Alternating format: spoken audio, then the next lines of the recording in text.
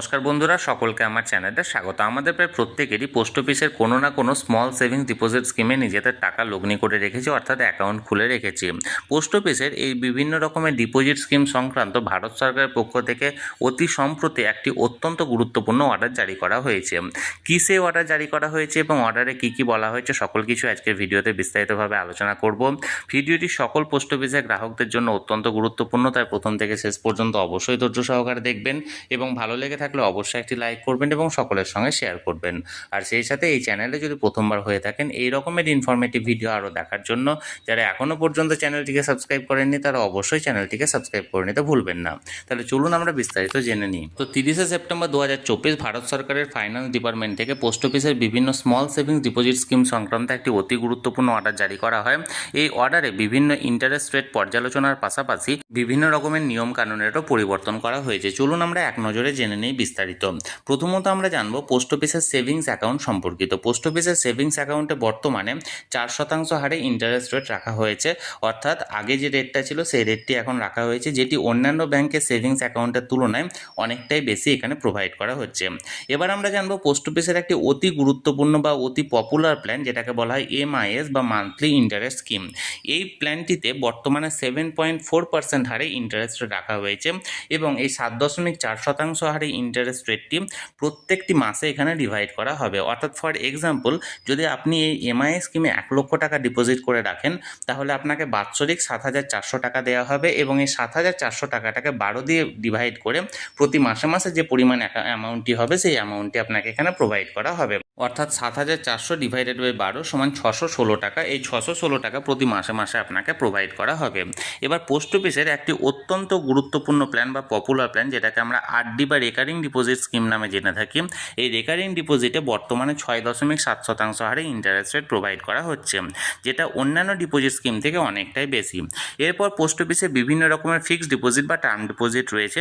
এখানে 4 ধরনের পোস্ট অফিসের ফিক্সড ডিপোজিট রয়েছে। একটা হচ্ছে 1 বছরের, একটা হচ্ছে 2 বছর, একটা হচ্ছে 3 বছর এবং একটা হচ্ছে 5 বছর। এক্ষেত্রে 1 বছরের যে ফিক্সড ডিপোজিট সেখানে বর্তমানে 6.9% হারে সুদের হার প্রোভাইড করা হচ্ছে। 2 বছরের যে ফিক্সড ডিপোজিট সেখানে 7% হারে, 3 বছরের যে ফিক্সড ডিপোজিট সেখানে 7.1% হারে এবং 5 বছরের যে ফিক্সড ডিপোজিট সেখানে 7.5% হারে ইন্টারেস্ট রেট ঘোষণা করা হয়েছে। এবং 1 বছরের ফিক্সড ডিপোজিটে আপনি টাকাটা রাখার পর যে ইন্টারেস্ট রেটটা আসছে সেই ইন্টারেস্ট রেটটা আপনাকে 1 বছর পর ম্যাচুরিটির সময় দিয়ে দেওয়া হবে। কিন্তু 2, 3 এবং 5 বছরের ক্ষেত্রে প্রতি বছর বছর আপনাকে ইন্টারেস্ট রেটটা আপনার সেভিংস অ্যাকাউন্টে ট্রান্সফার করে দেওয়া হবে।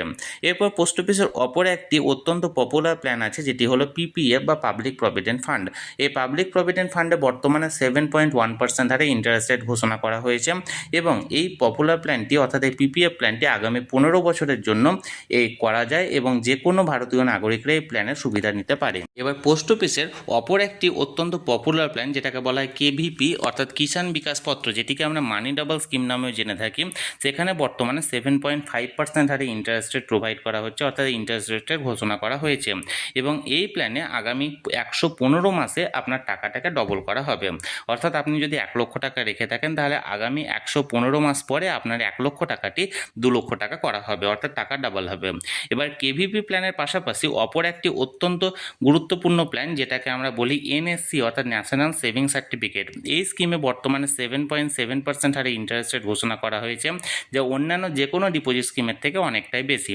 এই স্কিমটিকে এখানে একটা 5 ইয়ার্স লক ইন পিরিয়ড আছে, অর্থাৎ 5 বছরের জন্য আপনাকে করতে হবে এবং 5 বছরের আগে আপনি কোনোভাবে ম্যাচিওর করতে পারবেন না, অর্থাৎ প্রিম্যাচিওর করতে পারবেন না।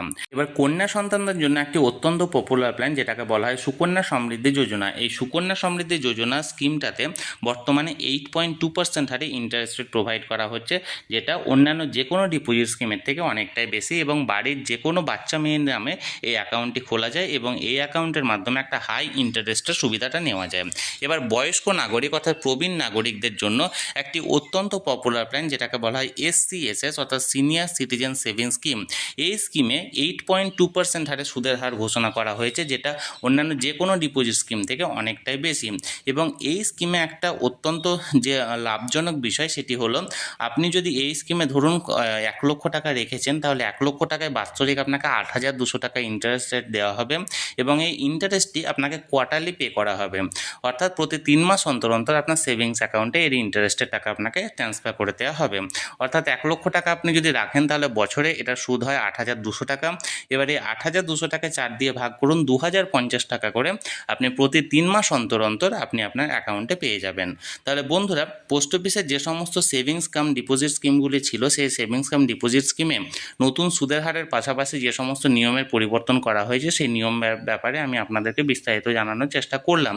এই নিয়ে যদি আপনাদের কোনো মতামত বা কোনো প্রশ্ন থাকে অবশ্যই কমেন্ট করুন, আর এই ভিডিওটি ভালো লেগে থাকলে অবশ্যই একটি লাইক করুন এবং সকলের সঙ্গে শেয়ার করুন। আর সেই সাথে চ্যানেলে যদি প্রথমবার হয়ে থাকেন এই রকমের ইনফরমেটিভ ভিডিও আরও দেখার জন্য যারা এখনও পর্যন্ত চ্যানেলটিকে সাবস্ক্রাইব করেননি তারা অবশ্যই চ্যানেলটিকে সাবস্ক্রাইব করে রাখুন। ধন্যবাদ, দেখা হচ্ছে পরের ভিডিওতে।